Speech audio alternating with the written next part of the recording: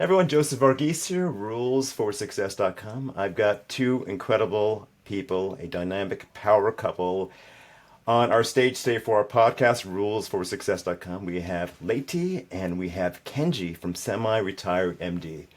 Super excited about having them. I've heard about them through some unique sources, one especially being my wife a few years ago. And I've come to find out they're also passionate students of Tony Robbins and other great people, Robert Kiyosaki and other greats, along the journey of building the communities they built. They're extraordinary because of their unique background being physicians to becoming extraordinary high-level entrepreneurs. We're going to talk about them, about their journey, their background, who they serve, and how you too, if you choose to, can invest in real estate, whether you're a physician or an entrepreneur, in any field you're in, and tap into that to build wealth. So how are you guys, Lety and Kenji? How are you guys? We're awesome. Thank you for having us here. We're really excited to get to talk to you. We are hanging in Puerto Rico, and it's a beautiful sunny day. We cannot complain. That's amazing. And you have how long have you been in Puerto Rico? How many months or years? No. We moved here in 2022, and Okay. we're here about half a year, like at a time. So we're about 6 months a time Yep. here and 6 months traveling every year. Yeah, we're going on That's our fourth year. I love it. I love. We have a lot of friends, colleagues, from Richard's out there too. He does ESOPs and like a lot of great people Yes. Yep. in that community. That's Yes. amazing. Incredible, incredible. And so you built this unique lifestyle where you can be kind of nomads traveling with your children, your family. And what's unique about your journey is that you're physicians. Is that correct? You met as physicians somewhere on the West Coast. Is that accurate? Yeah, we met as physicians in Seattle. We were both hospitalists, so we were like the general doctors of the hospital, and and met, and we're really working more than full time as docs, and got together and turned into entrepreneurs, largely thanks to Kenji. Yeah, it was 2015, and we were working like any other doc, working week on, week off shifts, and working, like Lety said, more than full time on clinical medicine, sitting on lots of hospital committees, and then also running some. I had a startup on the side as well. Okay. So you were, Kenji, you were partly in the entrepreneurial path early on Yeah, while you were doing all of this. You had a little taste of being an entrepreneur. yeah. I've been Exciting. an entrepreneur since my medical school in 1997. Fantastic. Excellent. Excellent. So you both got involved, and where did you realize that? What was the starting point where you realized that physician burnout could happen potentially? Right. That's how I heard about you through my wife, who's a physician. That notion of burnout. I didn't realize how severe it was throughout the community until she talked to me about this a few years ago, and where you plan to kind of balance that being part-time physicians with entrepreneurships. Where did you figure that out in your journey together as a couple? Maybe you should start with your own journey because I think Kenji had such a variety of interests that he always had a lot going on. Yeah, my journey, it started out typical, college, then medical school, and then during medical school, I started just going in lots of different directions. I worked in the Senate. I worked with the community, writing grants, and then I started my first company selling. It was a nutraceutical company selling soy protein to menopausal women to help with things like hot flashes. So that was a fun journey. And so, yeah, so that's kind of how my journey started. And then I also ended up working at McKinsey for 5 years, working for hospitals and insurance companies, and then went back to medicine after that. So yeah, just been flip-flopping back and forth between medicine and business for years. Yeah, so when I met Kenji, he was working on one business and then working full time, and I had just kind of gotten out of my hospitalist fellowship, and I was going into my full time job as a hospitalist, and I wouldn't say that we were burned out per se, but we were definitely working a lot more than we wanted to, and we're not looking necessarily for a way to get out of medicine, but we were looking for a way to have a life where we could have more time on our terms. And what happened was we read Robert Kiyosaki's book, Rich Dad, Poor Dad, and just really saw that real estate was going to be our vehicle to be able to get to that space where we had that time freedom and that more financial freedom without a cap on what we could earn as physicians. And so in late 2014, early 2015 was when we decided to become real estate investors. And really the vision was to go out and create this source of income that was going to allow us to have that additional freedom and flexibility within medicine. Yeah, well, I do want to say I had been investing in real estate since 2001, so we did have that, and then reading the book together, that really kind of cemented, okay, real estate's the vehicle. Lety said that we weren't burnt out, but we could definitely see how easily we could become burnt out, just thinking about week on, week off for the next 20, 30 years. And then what a lot of our colleagues did was they would alternate weeks where one person would work one week and then the other person would work the other week. So it was like literally two ships passing by each other. For married spouses. Yeah, for married spouses. You know, Be a little challenging, yes. Yeah, so just never see each other. And that was kind of what we saw. And we were like, we got to do something. Yeah, Yes. but we definitely saw a lot of our colleagues burnt out and actually had a death by suicide in our group, which is, not uncommon and really unfortunate about how the medical system is set up now. And so I think as any physician, you're actually faced with it all the time because it's part of what medical culture has turned into. Yes. One of my wife's colleagues, that happened to her 2 years ago, and it led to a shift to where she took on a new job. The nature of hospitals and RVUs and meeting numbers and can be very challenging for physicians. And what you provide is, what you provide is an extraordinary vision for these physicians to tap into, right? That gives them the ability to go part-time if need be, right? Hence part-time MD, which is part of your brand, right? Semi-retired MD.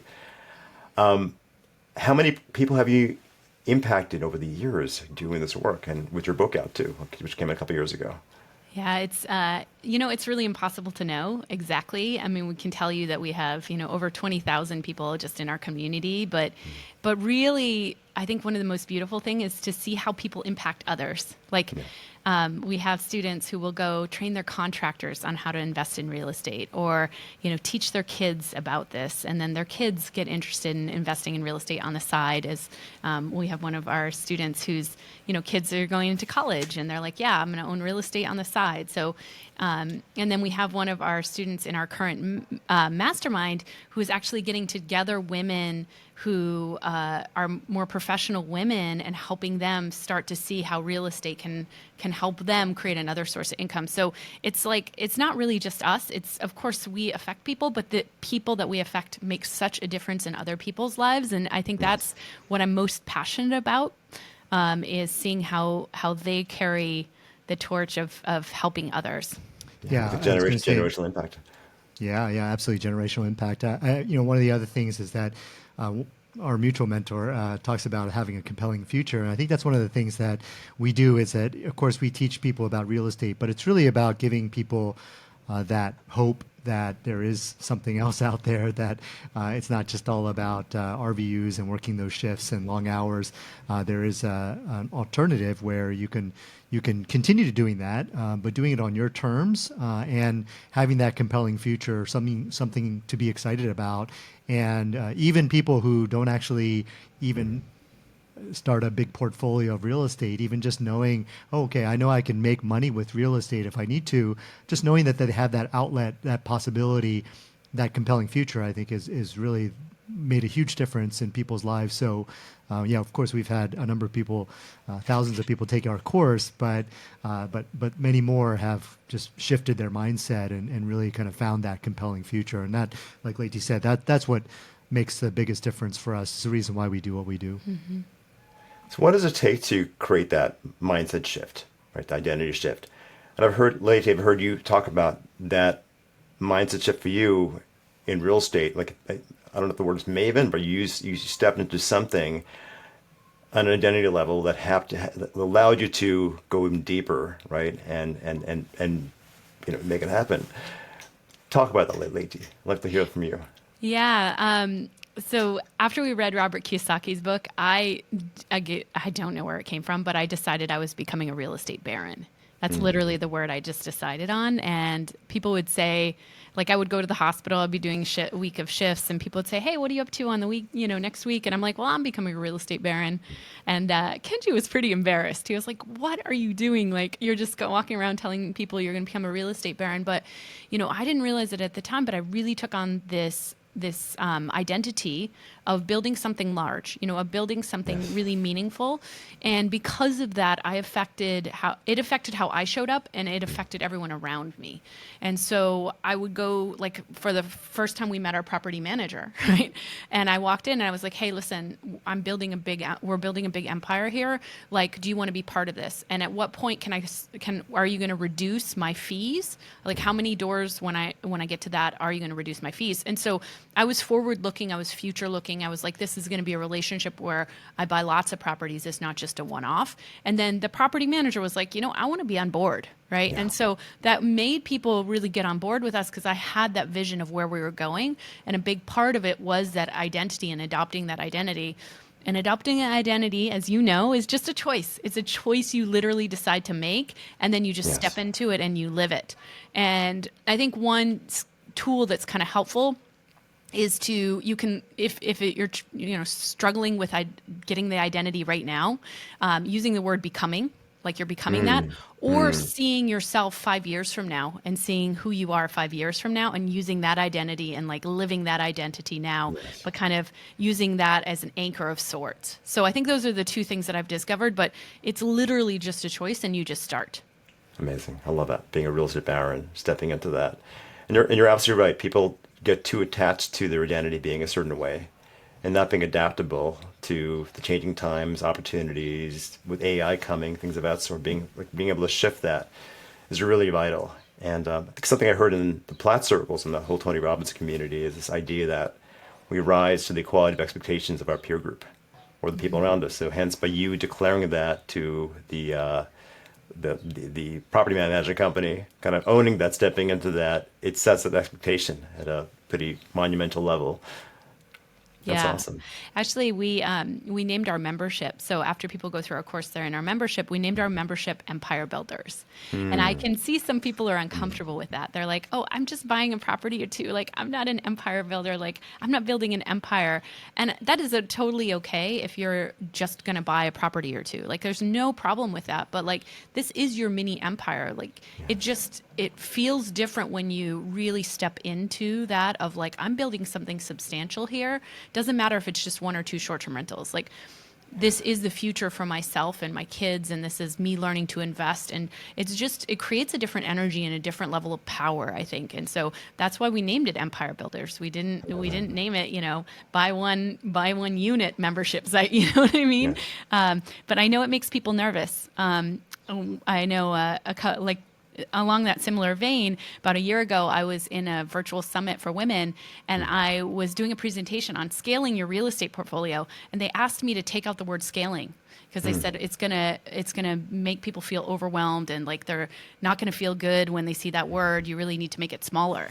And I think that's a tendency that a lot of us have to do is like squish our dreams smaller because it's what everyone around us is doing, right? So why not kind of fit in? But when you step forward boldly and you say, hey, I'm building an empire. Hey, I am scaling a portfolio. It has different energy to that language. Right. It also expands who you are as a person, as a leader in every way possible. It's great. And you're doing it as a power couple. So it's like not just one, but it's two. I'm a big believer in accountability. A lot of what I do is accountability groups. Want to see people come together in united, right? Doing this together. It's extraordinary. Plus, you encourage, as the way my wife framed it, she's studied a bit of your work over time, and I've had conversations with people who've done your work. It's typically done as a couple, right? Two people coming together. Often. Yeah, and sharing resources and understanding tax implications, and so you're both a power couple. You demonstrate this, and you're also encouraging this too, which are the students who go through your program, if that's an option. Is that right? Yeah, no, we feel strongly that when a couple does it together, and I will say about 50% of the time people do it as singles because they're divorced or they're widowed or they don't have a partner or their partner doesn't want to participate. That actually happens pretty frequently, as you can imagine. But about 50% of the time people do it as a couple. And what's so beautiful is they set their goals together of what they're building. And it brings people together.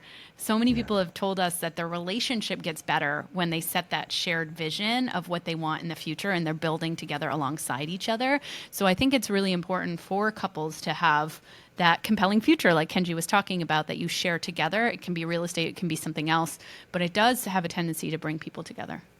Yeah, and then I think a lot of people come into our course. They, of course, they get the real estate, but they get much more than that. And a lot of people end up saying, "Well, I thought it was a real estate course, but it ended up being a mindset course." And you can imagine if only one, spouse made a huge shift in their mindset and the other one didn't. And that's why I think it's great when a couple, if both are interested in learning about real estate, it's great when a couple go through the course and they have that experience, that shift together. Sometimes it happens a little staggered. Somebody comes along a little after, but again, that's the reason. One of the reasons why I do think it's great when a couple go through it together, because they transform together. Absolutely. And there's a future you're living into essentially by doing this, and sometimes the future is unpredictable. A little private story I'll share. My dad was invested in real estate. Multiple properties he had, not too many. He had a few, three or four over the years. And then as time progressed, sickness happened. My parents got sick. My mom had a heart transplant. Those properties were useful in allowing my sister and I 30 years ago to go through, in her case, medical school. My sister was a physician, engineering school for myself. And then after my mom's transplant, it allowed us to have a little more flexibility and freedom to be able to not work so hard, right? And give our mom, who's still alive 30 years later, the ability to kind of retire and have flexibility and travel and do unique things. Property, having those investments made a huge difference way back then and still currently. And we can't really predict what will happen in 20, 30 years, but having a great asset of that sort can be quite extraordinary for the future, because we all get older, right? That's just the truth of life. No matter how many hacks in biohacking or whatnot, like I do, right? We all get older.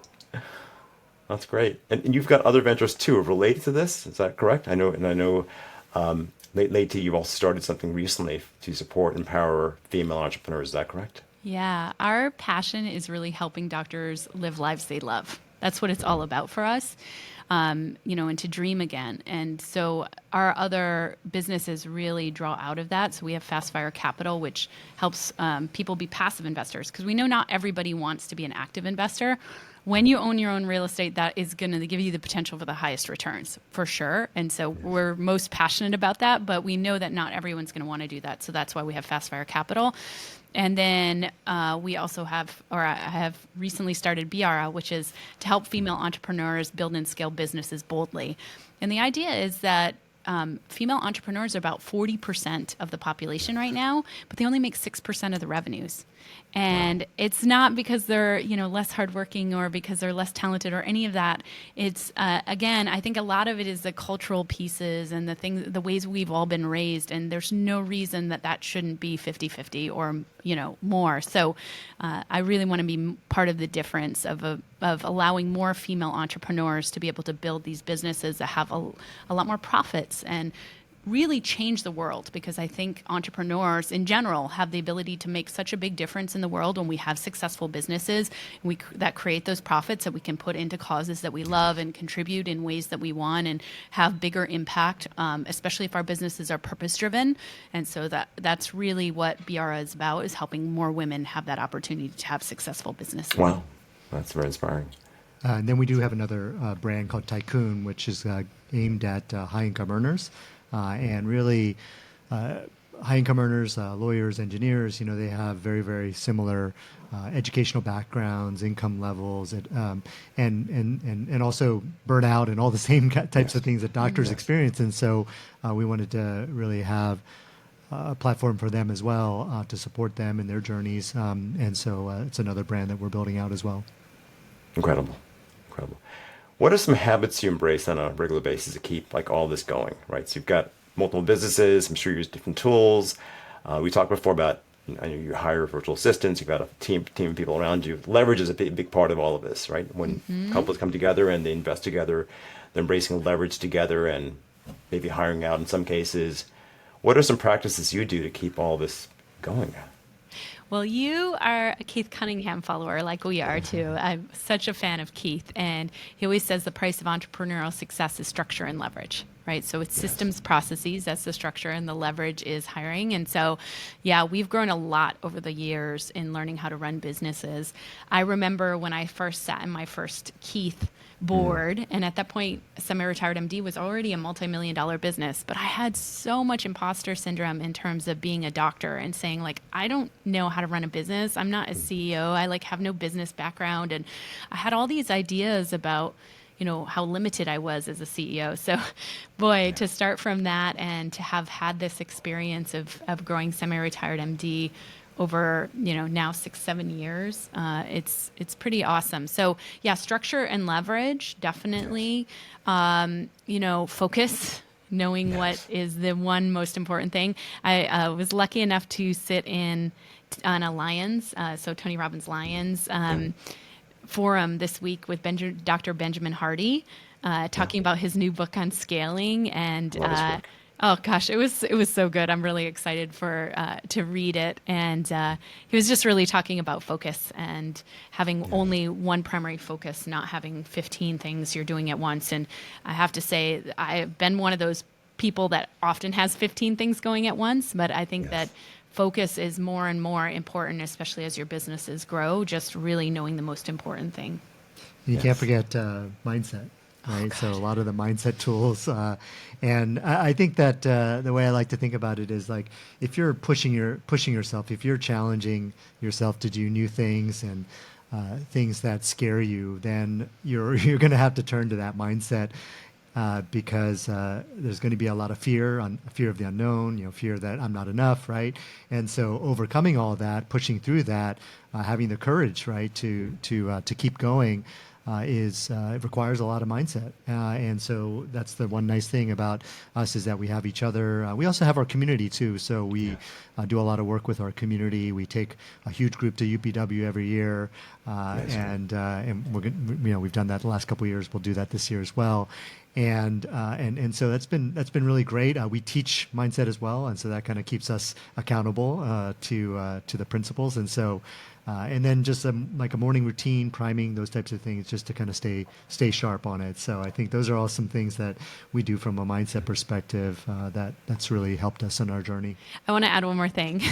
That is, we do a lot of personal development work. Like I can't tell you how much time we put into it. So it's not just the daily stuff. It's like, because we're Platts, we're often in a Tony event, every month or every other month. And then like I was just at an event last week in Italy, like getting more training, Keith Cunningham training, reading books all the time. Like we are constantly learning and kind of upping our game. And that makes such a difference because you come up with ideas from other people who have gone and walked the path before you, and they help you take your, like Tony says, right? He says, turn decades into days, right? That's the idea of really becoming a lot more efficient. Yes. So I have to mention that as well. And execution is really a key part of that. So we teach in our community, going through an experience, having all this dopamine, endorphins, maybe from something athletic, engaging that, using that to build what's next.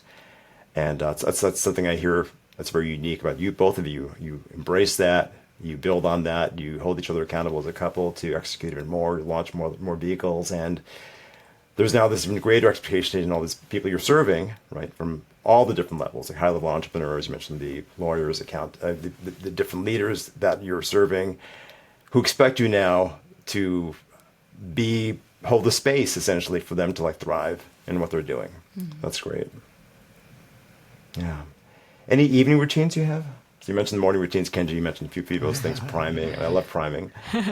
We have 3 little kids. Yes. So our evening Wow. routine, actually, I cook almost every dinner for us. And so Awesome. we all eat dinner together. We have our kids homeschooled, so we haven't mentioned our lifestyle, but we have a nanny who teaches our kids. So we have a now 4-year-old, 7-year-old, and 9-year-old. And so we have a nanny who teaches them. So they're here all day with us. And then in the Incredible. evenings, we cook dinner, we eat together, and then, go to bed. So there's a whole process, but it really is nice to be able to have that closeness with our kids that Yes. I think that a lot of people don't get the opportunity to have when they're, sending their kids off to school every day. And so we get to Yes. eat most every meal together. That's so vital. It really is. It really is. We have a 6-year-old and a 9-year-old turning 10 in July, and it goes by very fast. It's like to embrace those moments, connect those moments. It's really very vital. It's very cool. And you get to do it in Puerto Rico, palm trees and beautiful weather. It's gorgeous outside, right? And do all of that. It's great. Yeah, I think the earlier we teach kids that they can do anything, they can be anything, that they can be resourceful, the better options they'll have later on in life, especially around entrepreneurship. What I hear common, especially with you, Lety, and myself, is that I learned how to be an entrepreneur later in life. It wasn't immediate for me. I went through a lot of training with Tony and Keith and Jay Abraham many years ago, and that helped me to kind of make those shifts. With kids, just teaching them these options, it's compound growth, so it really pays for their future and gives them options and choices that are quite extraordinary for themselves. So it's awesome that you're doing that, especially eating as a family. Great, great. Yeah. So, and you've got one book out. Is that correct?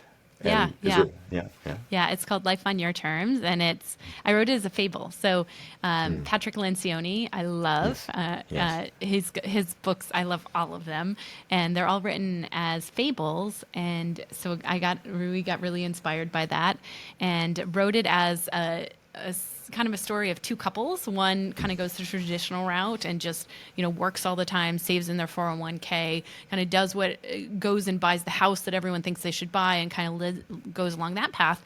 And the other couple decides to invest in real estate, decides to build this other source of income using cash flow outside of their day job, so they have that freedom. And what I wanted to do with the book was really teach some of the basics of real estate and kind of give some of the basic mindset work too. So it's Yes. both mindset and then all the logistics of how to do a lot of the things that we've been able to do, forced appreciation, market appreciation, all those pieces are in there. But ultimately, it's about doing so in a fun way that's really easy to read, just like Patrick Lencioni's books. I love it. Love it. Telling a fable, a story, and people listen to stories, conversations. That's amazing. Incredible. And what's next for you? What are you launching this year? What's coming up? You mentioned the women's community, empowerment community. What else? Well, again, I got to go back to Benjamin Hardy's session the other day. One of the questions he asked during that session, which I think is a really cool question for everybody who's listening to the podcast to ask, is he's kind of said, if you've got a 10-year goal, what would happen if you took that 10-year goal and made it a 2-year goal or a 3-year goal? Or what would another way to do it is, why don't you look at your goal this year? Why don't you 10x your goal this year and do it in 2 to 3 years? What would you have to do differently to be able to achieve that goal? And so, for us, the thing is to be able to have more impact. And Yes. Tycoon is really part of that. Tycoon is going to be real estate for high income earners.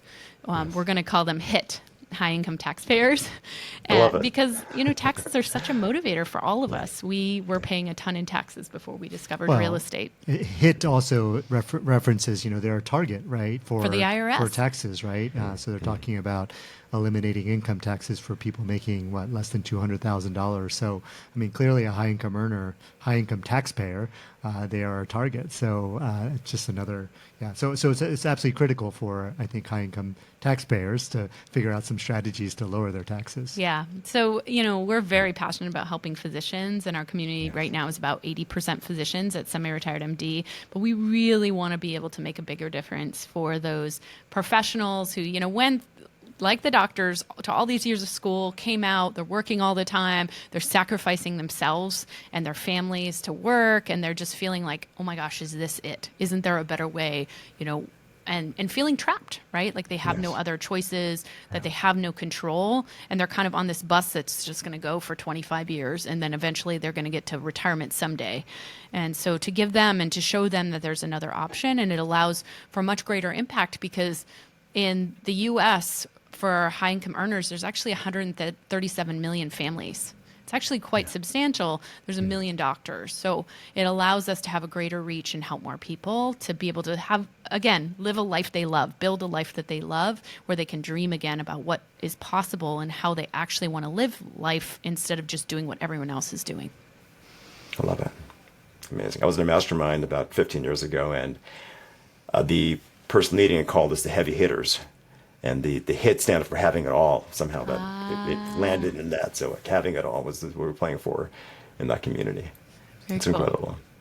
If you could both go back in time, I think you might have already framed this, but I want to hear from you in this language. If you can go back in time and speak to the 18-year-old versions of yourself, or the 20-year versions of yourself when you're about to, when you're in college, making a choice, going to medical school, what's the one thing each of you would tell that version of yourself going back in time? You want to go first? You want me to? Sure. I think that, and I've thought about this question, and out of all the different things, I think I would probably say really focus on relationships, because another Benjamin Hardy book, Who Not How, right? So it's Yes. like, it's the who's who are going to help you. That question you just posed about, if you were to take a 10-year real estate goal and make it 2 or 3 years, what would I tell my students? I would tell them, it's a who question, right? It's not a how question. The who is what you need in order to build your real estate portfolio, 10x your real estate portfolio in 2 years. So same thing, I would say focus on those relationships, really, treasure them, take care of them, add value to them, right? Yes. We're just going to be interviewing Bob Berg, who wrote Go Giver. And so Yes. he talks about, I love that book. right, adding I'm more, so excited. adding more value, right? So that's what it's about, and so that's what I would do. I'd focus on adding more value to people's lives, and starting at that age. I mean, it would be incredible if I could start at that age and just build this community of people that I'm constantly adding value to. I love that. Yeah, it's So- all about relationships. Yeah. Yeah. We had Bob on podcast too some time back. So Yay. Cool. extraordinary man. Yeah. So I have never thought of this question, actually. I think I would tell myself something to the extent of like, everything is necessary to get where you need to go.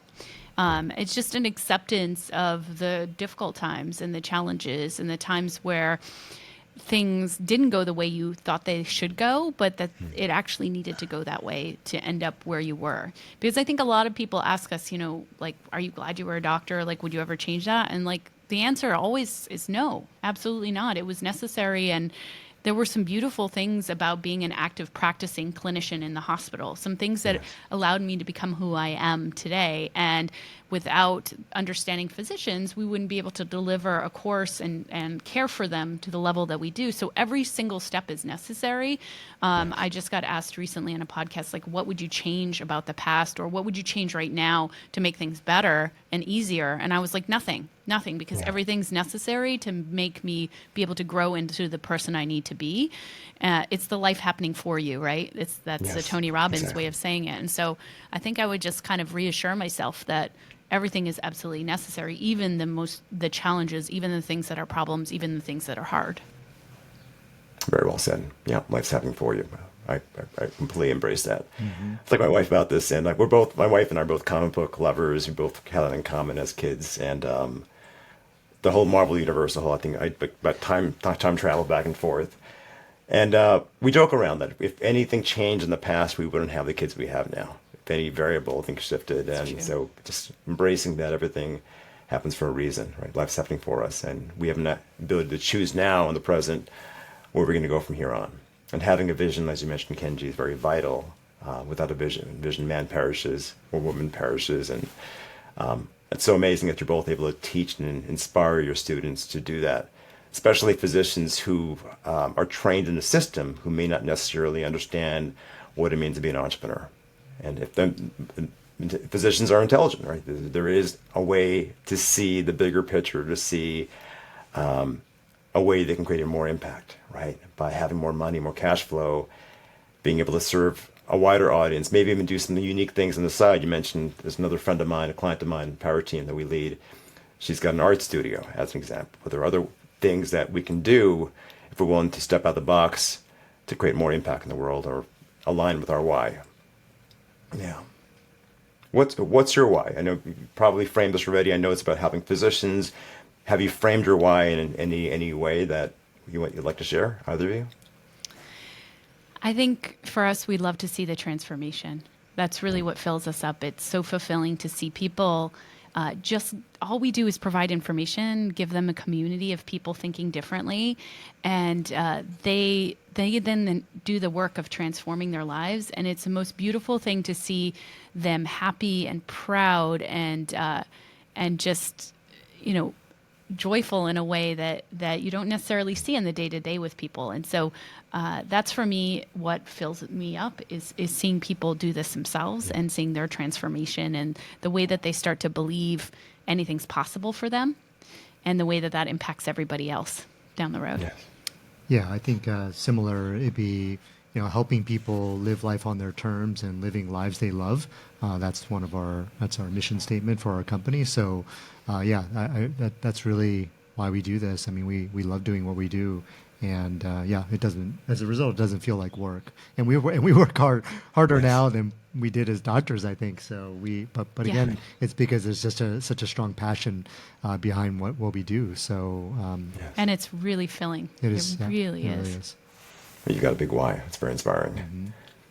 I went to an event a couple of years ago. My friend Sonia Satra also wrote a book on this topic. And it's just simply, the idea is that stepping into a frame, can it get easier than this?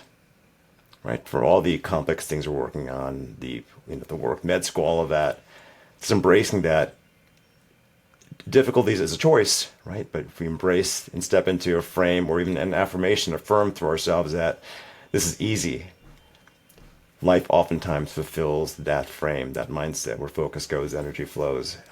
Just one thing that just reminded me of with the complexity of all the things we're doing and being entrepreneurs and doing this as a power couple, right? And impacting tens of thousands of people.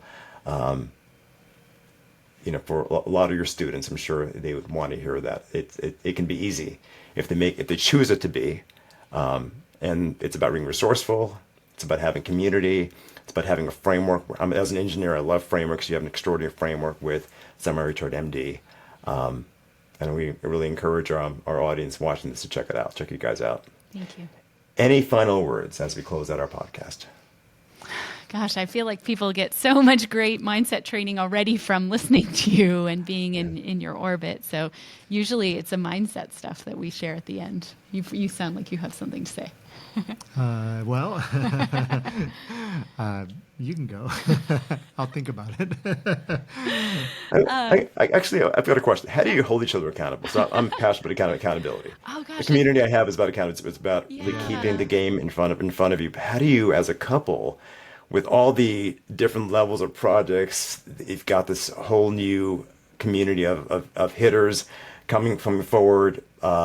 This women's empowerment. How are you managing all of that, right? How do you hold each other accountable to kind of hold that vision and to manifest and make it a reality? That's a great question. We don't hold each other accountable. We don't have expectation, or we try not to have we try to have as few expectations of each other as possible. And we also know very deeply the competence of each other, right? There's no one harder working than him. There's nobody who will, give his best for a student than him. And so I don't need to keep him accountable. I don't need to tell him how to be. I don't need to try to control him. He is going to show up his best self already. And all I can do is just champion that version of him. And if he's not showing up his best version, I'm gonna say something, but ultimately it's up to him to decide what to do with it. I'm not going to try to control him. I'm not going to decide that he's right this other way that isn't him. So I think we don't try to keep each other accountable because we allow each other to have the respect and the space to be our own individuals. Right. And I think that because we have that singular vision of what we're doing, we don't have to hold each other accountable in that way because we're both pushing towards that, right? We're both Yes. pulled towards that. Is what I should say, not Yes. pushing, but being Yes. pulled towards that. So Yes. I don't think that we really need to do any more pushing of each other. Yeah, and also, I mean, that doesn't mean that we're doing exactly the same amount of work either, right? Like, he may work harder than me on a lot of days. Actually, you do.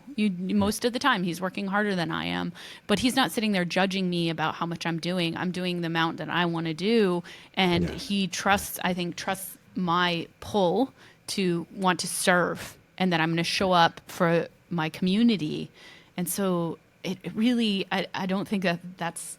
Well, I think the other thing that you learn over time is that it's not necessarily about effort, right? And Tony talks about like how he can do more with his pinky finger right now, with all the the years of experience and relationships Yes. and everything he's learned, and so I know again from Who Not How, she may not be working, let's say, but she'll have one critical relationship that she builds, and that makes a huge 10x difference. I'll host right? a dinner party, and Right, we'll make exactly. all sorts of relationships. Right, exactly. So it's like it's not right. It's not just success is not directly correlated to the amount of work, right? Right. It's if you have one key relationship, one great conversation, and those are the types of things that she excels at, and so so it's just having faith that we're both kind of working towards the same goal, and we're doing what where our strengths are, right? Yeah, and giving each other the freedom to have the space to not be told what to do.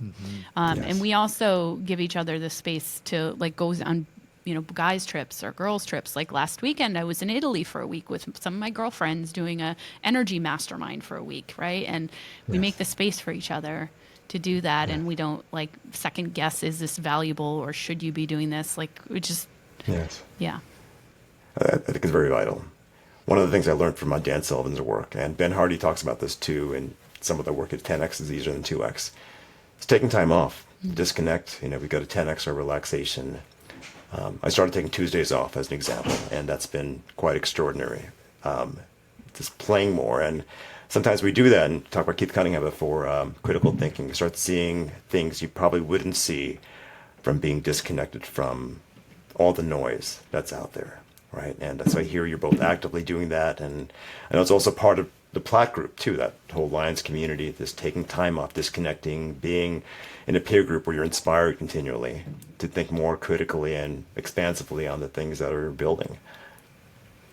Absolutely. Yep. Yeah. No, absolutely essential, and we incorporate that ourselves with all the trips and everything that we do, and time just for ourselves too. I think that's something that maybe Wednesdays for not, us. not enough couples do, which is just taking that time Wednesdays, but also quarterly trips where we just go off and just the two of us. It's So we're going off essential. next weekend or next in the middle of the week, next week, week, yeah. just for us for a couple days to another Caribbean island. I love it. So I love it. Well, I've got to have my wife listen to this because we take our kids on all our trips. no, you definitely need it's- kid-free trips. Yeah, It makes such a absolutely. difference. Yes. Yes, that's next on the agenda, so we'll have a conversation today. That's awesome. Amazing. Well, this has been a privilege having both of you on. Thank For our audience, rulesforsuccess.com. Tap into this interview, the mind map, the AI summary, and more. You can tap into both Lety and Kenji on Semi-Retired MD, their programs. If you are in New York, they'll be in New York sometime in the future this year. If you're in part of their program, their community, you can tap into that. A lot of my clients happen to be in New York, New Jersey, locally. Once again, Semi-Retired MD is who they are. And tap into this summary, this program, this podcast, rulesforsuccess.com. It's been a privilege. Thank you so much. Thank you. Excellent.